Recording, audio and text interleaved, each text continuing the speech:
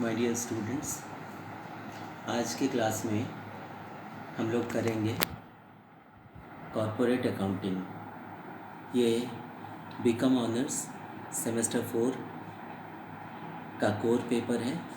Core paper 9 कहते हैं इसको। और इसमें हम लोग ले रहे हैं issue, forfeiture and reissue of shares. ये कंपनी अकाउंट्स में आता है और ये सबसे इम्पॉर्टेंट है। मैं Kumar A.N. Shahdeo, doctor Kumar A.N. Shahdeo, HOD commerce, Marwari college, Ranchi. Friends, company को जैसे कि आप लोग जानते हैं कहा जाता है, L.H. हेने ने कहा है, a joint stock company is a voluntary association of individuals for profits having capital divided into transferable shares, the ownership of which is the condition of membership। तो यहाँ पहला चीज़ जो आता है कंपनी में वो शेयर आता है। शेयर अंश पूंजी। पूंजी को जब हम लोग छोटे छोटे अंश में विभाजित कर देते हैं तो उसको अंश पूंजी बोलते हैं। और उसके बदले कंपनी जो लाभ देती है इन्वेस्टर्स को या शेयर होल्डर्स को, उसको हम लोग डिविडेंड कहते हैं या लाभांश। लाभ का वो अंश जो उन लोगों को दिया जाता है जिनके पास अंश पूंजी होता है। तो इसी के लिए शेयर्स को पढ़ना ज़रूरी होता है। सबसे पहले शेयर्स वैसे 3 तरह के होते हैं। पहला इक्विटी या ऑर्डिनरी शेयर्स, दूसरा प्रीफरेंस शेयर्स और तीसरा डेफर्ड शेयर्स या ठहरे हुए अंश। वो अब प्रचलन से हट गए हैं, इसलिए हम लोग 2 को पढ़ेंगे, इक्विटी शेयर या ऑर्डिनरी शेयर और दूसरा प्रेफरेंस शेयर। इक्विटी शेयर्स में पैसा जो लोग लगाते हैं उनको ओनर्स ऑफ द कंपनी कहा जाता है, इसलिए क्योंकि उनको उतना ही लाभ मिलता है जो पहले डिविडेंड वालों को देकर, इंटरेस्ट देकर, फिर प्रेफरेंस शेयर होल्डर्स को देकर जो पैसा बचता है वो इक्विटी शेयर होल्डर्स या ऑर्डिनरी शेयर होल्डर्स के बीच बंटता है। शेयर्स को हम लोग एट पार इशू कर सकते हैं, जिसको फेस वैल्यू बोला जाता है, यानी 100 रुपये का शेयर 100 रुपये में इशू किए। दूसरा होता है एट प्रीमियम, यानी कुछ अधिक मूल्य पर। 100 रुपये का शेयर 110 रुपया में, 105 रुपया में इशू किए तो वो प्रीमियम कहलाता है। और जब कंपनी की स्थिति उतनी अच्छी नहीं होती है तब एट डिस्काउंट इशू करता है company. Shares issued at discount, यानी 100 रुपया का शेयर 98 रुपया में, 95 रुपया में इशू कर दिया गया। पर ध्यान रहे कि लौटाते समय पूरा 100 रुपया देना पड़ेगा। तो इसलिए ये 3 कंडीशन में शेयर्स को इशू किया जाता है। पैसा प्राप्त किया जाता है इन्वेस्टर्स से, शेयर होल्डर्स से, और उसी से कैपिटल फॉर्मेशन होता है, कंपनी के पूंजी का निर्माण होता है। तो इसको अब अकाउंटिंग टर्म्स में अगर हम लोग आते हैं तो इस तरह से दिखाएंगे।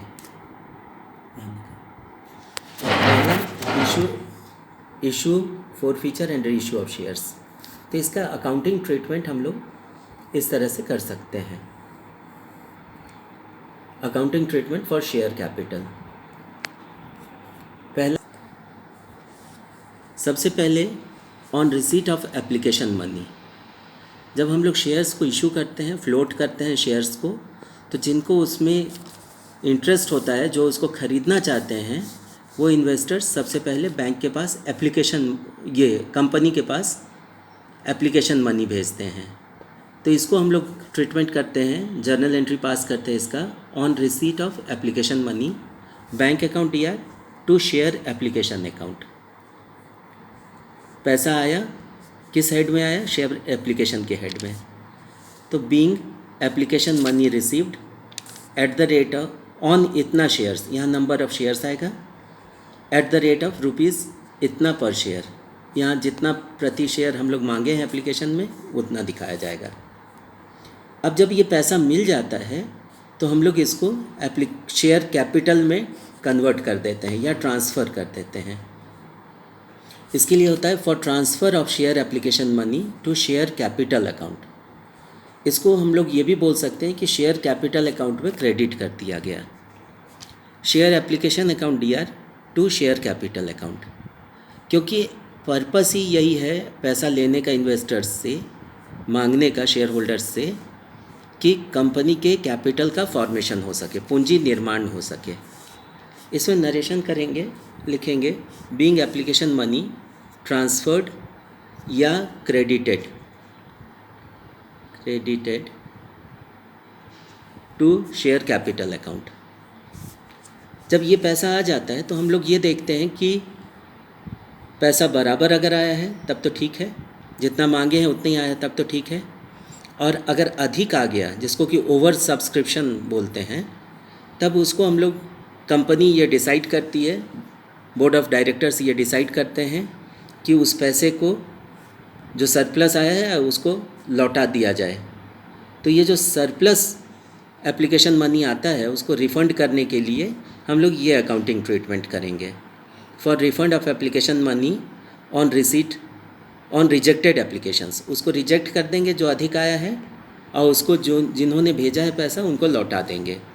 इसके लिए एंट्री करते हैं share application account DR to bank account, यानी उनको उतना पैसा लौटा दिया गया जिन लोगों ने अप्लाई किया था, यानी इनका शेयर्स रिजेक्ट हो गया और इनको रिफ़ंड दे दिया गया। Being share application money rejected and returned. Next entry होता है, अगर कुछ पैसा हम लोग यहाँ पे एप्लीकेशन में रख लिए जितना ज़रूरत था, और बाकी जो सरप्लस बचा है अगर उसको हम लोग एडजस्ट करना चाहें अलॉटमेंट के स्टेज में, तब उसके लिए ये ट्रीटमेंट होता है, ये जर्नल एंट्री पास होता है। For transfer of excess application money towards allotment account, ये है share application account DR to share capital share allotment account. देखिए, जब पैसा आया था पहली बार तब हम लोग यहाँ किए थे bank account DR to share application account, और जब ये पैसा हम लोग शेयर कैपिटल में कन्वर्ट करते हैं तो उतना के लिए करते हैं share application account DR to share capital account. लेकिन जो बाकी बचा हुआ एप्लीकेशन, उसके पैसे को हम लोग अलॉटमेंट स्टेज में ले जाते हैं और उसके लिए करते हैं share application account DR to share allotment account.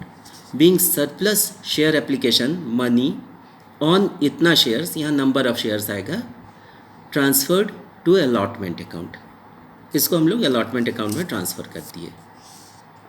ये होता है जब अधिक पैसा आता है एप्लीकेशन के समय में, अधिक एप्लीकेशंस आ जाते हैं।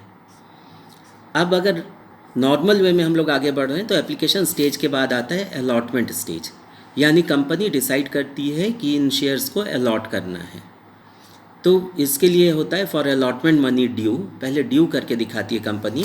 इसमें होता है share allotment account DR to share capital account, यानी अलॉटमेंट के हेड में इतना पैसा शेयर कैपिटल के लिए ड्यू है, ये मिलना है।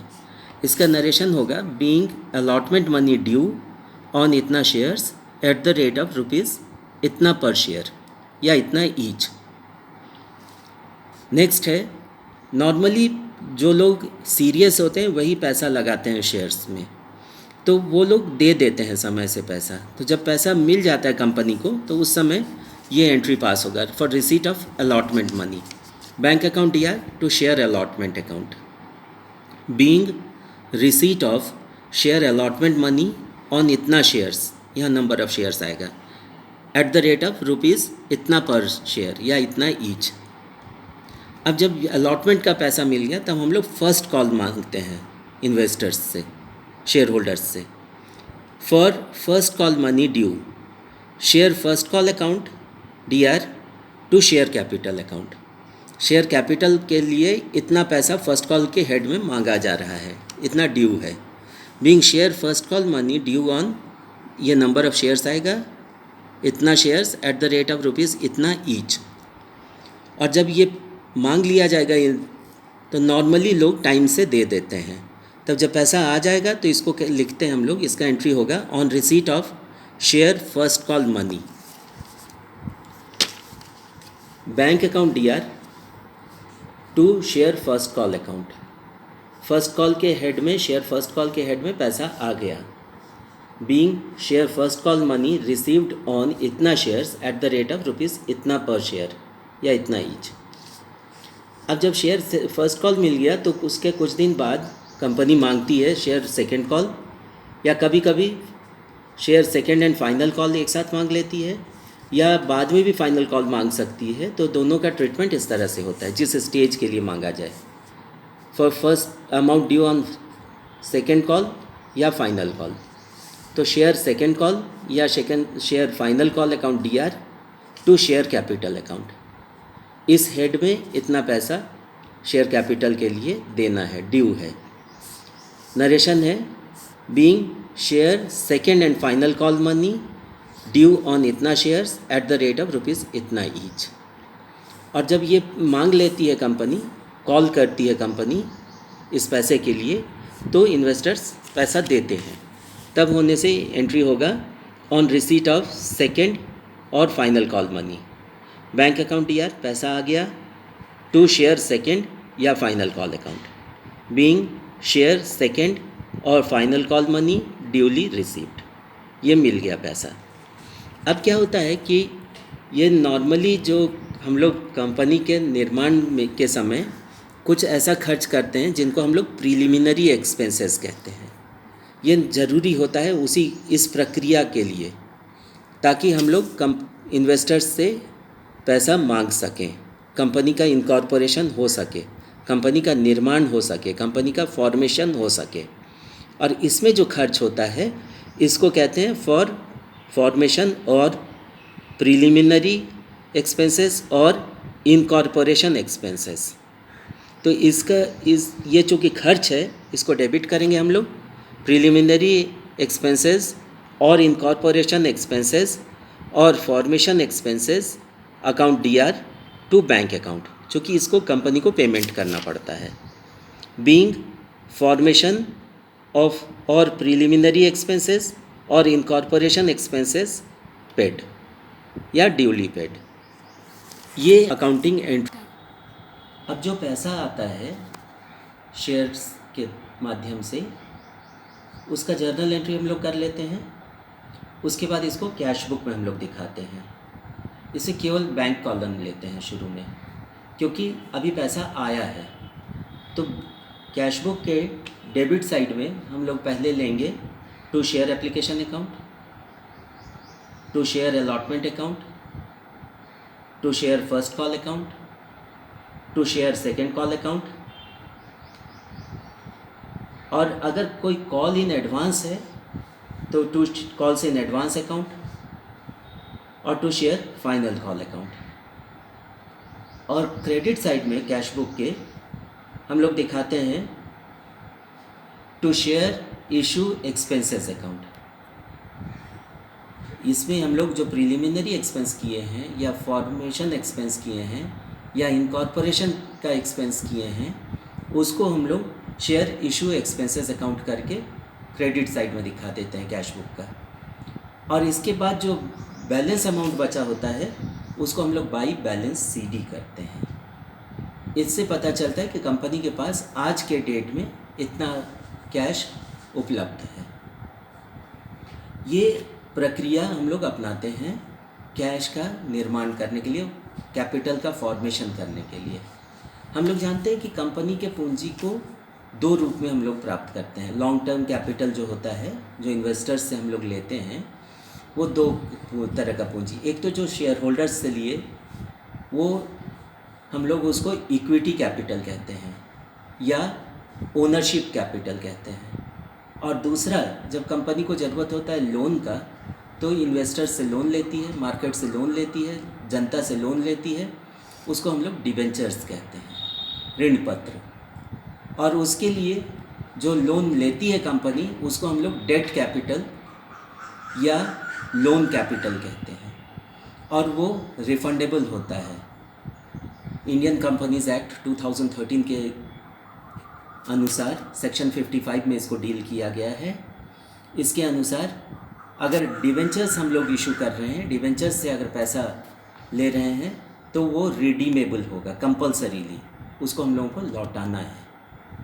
कंपनी का एक टाइम देती है कंपनी कि 20 साल के बाद नॉर्मल कंडीशन में, और अगर इंफ्रास्ट्रक्चर कंपनी है तो 30 साल तक में उसको लौटा देना है। तो ये 2 तरह का कैपिटल कंपनी इन्वेस्टर्स से लेती है, और सबसे महत्वपूर्ण इसमें होता है इक्विटी शेयर या ऑर्डिनरी शेयर, क्योंकि वो ओनरशिप कैपिटल होता है कंपनी का। वो कंपनी के लिए सबसे महत्वपूर्ण लॉन्ग टर्म इन्वेस्टमेंट है। वो कंपनी की अपनी पूंजी होती है, उससे निश्चिंत होकर कंपनी काम कर पाता है। तो आज के क्लास में हम लोग इतना ही ये करेंगे, इशू ऑफ कैपिटल, और इसके बाद नेक्स्ट क्लास में बताएंगे forfeiture and reissue of capital. Thank you.